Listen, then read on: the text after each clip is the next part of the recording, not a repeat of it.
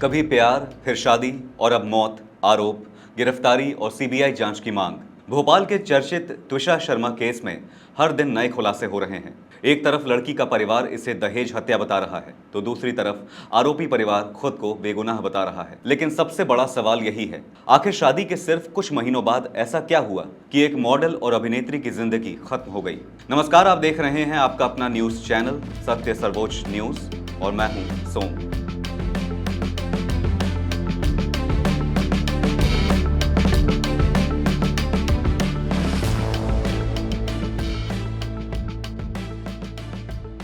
शादी के सिर्फ 5 महीने, एक आलीशान घर, हाई प्रोफाइल परिवार और फिर एक ऐसी मौत जिसने सबको स्तब्ध कर दिया। भोपाल के त्विषा शर्मा केस में हर दिन हो रहे नए खुलासे, वायरल ऑडियो, सीसीटीवी पर सवाल, फरार पति का सरेंडर और अब सीबीआई जांच की सिफारिश इस केस को संदेहास्पद बनाए जा रहे हैं। आखिर उस रात क्या हुआ था?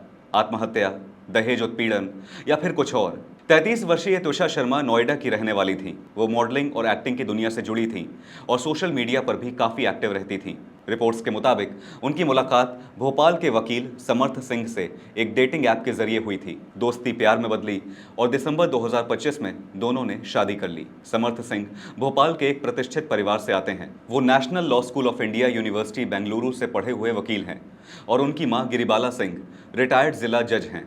दोस्ती और फिर रिश्ते तक पहुंची कहानी में शादी के करीब 5 महीने बाद 12 मई 2026 को त्विषा का शव भोपाल के कटारा हिल्स स्थित उनके ससुराल की छत पर फंदे से लटका मिला। इसके बाद से ही परिवार ने इसे आत्महत्या नहीं बल्कि दहेज प्रताड़ना और हत्या का मामला बताया। त्विषा के माता पिता का आरोप है कि शादी के बाद से ही उनकी बेटी को मानसिक रूप से प्रताड़ित किया जा रहा था। परिवार का दावा है कि त्विषा पर लगातार ताने कसे जाते थे और उन्हें अपमानित किया जाता था। वहीं त्विषा शर्मा की सास और पूर्व न्यायाधीश गिरिबाला सिंह ने त्विषा को स्किज़ोफ्रेनिक और परेशान व्यक्तित्व बताया है। उनका दावा है कि त्विषा गंभीर चिंता से पीड़ित थीं।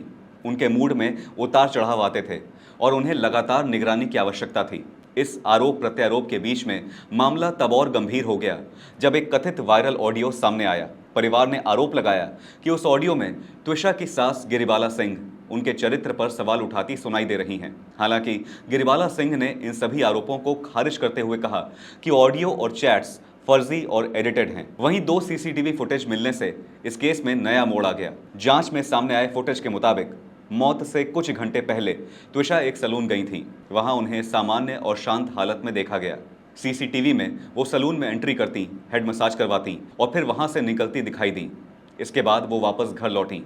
एक दूसरे सीसीटीवी वीडियो में, जो कथित तौर पर त्विषा के ससुराल का बताया जा रहा है, त्विषा को सीढ़ियां चढ़ते देखा गया। पुलिस द्वारा जारी सीसीटीवी फुटेज में दिखाई देता है कि त्विषा के छत पर जाने के करीब 57 मिनट बाद सीढ़ियों पर उन्हें सीपीआर दिया जा रहा था। फुटेज के टाइम स्टैम्प के मुताबिक त्विषा शाम 7:20 पर छत की ओर जाती दिखी, जबकि रात 8:17 पर कुछ लोग उन्हें सीपीआर देते नजर आए। करीब 3 मिनट तक सीपीआर देने के बाद 3 लोग त्विषा को लेकर नीचे जाते दिखाई देते हैं।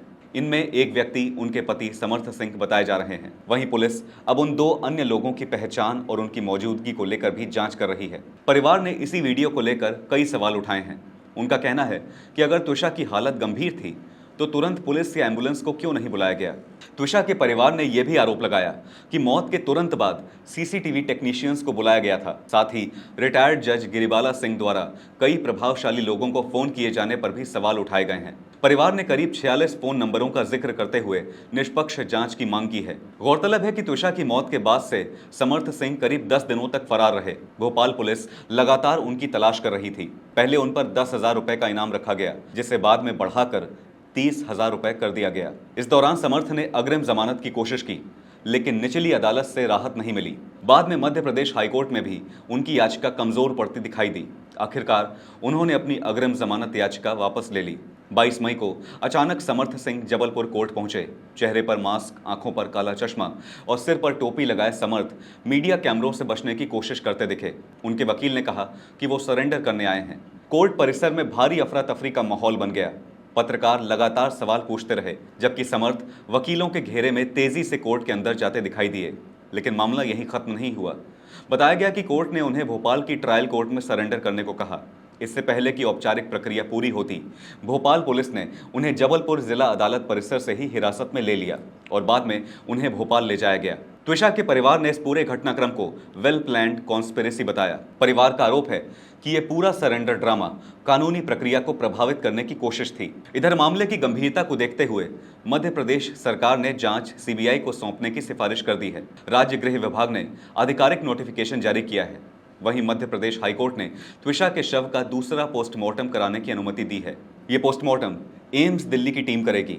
इसके अलावा बार काउंसिल ऑफ इंडिया ने भी बड़ा कदम उठाते हुए समर्थ सिंह का वकालत लाइसेंस तत्काल प्रभाव से सस्पेंड कर दिया है। फिलहाल इस केस में अब जांच कई बड़े सवालों के इर्द गिर्द घूम रही है।